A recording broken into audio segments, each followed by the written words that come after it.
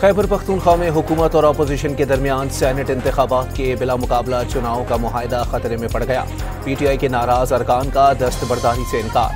Barrister Gauhar ने उम्मीदवारों को कल दोपहर 12 बजे तक दस्तबरदार होने की डेडलाइन दे दी।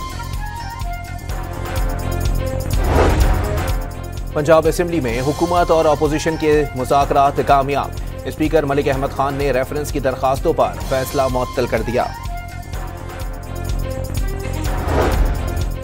खैबर पख्तूनख्वा के इलाके हंगू में पुलिस और सिक्योरिटी फोर्सेस का दहशतगर्दों के खिलाफ ऑपरेशन। 9 खारजी दहशतगर्द मारे गए, 5 जख्मी। DPO हंगू और SHO भी जख्मी हो गए। वजीर आजम का बहादुर एहलकारों को खिराज तहसीन। वजीर आला पंजाब का सैलाब से मुतासरा चकवाल का फिजाई जायजा। बारिश और तोदा गिरने से जहां बहाक 4 अफराद के वर्सा को 10-10 लाख रुपए इमदाद देने का भी ऐलान। और हैदराबाद में अनोखा फ्रॉड। एक ही लड़की से शादी के लिए 3 दूल्हा पहुंच गए। धोखाधड़ी की शिकायत पर मुबैना जालसाज खानदान गिरफ्तार।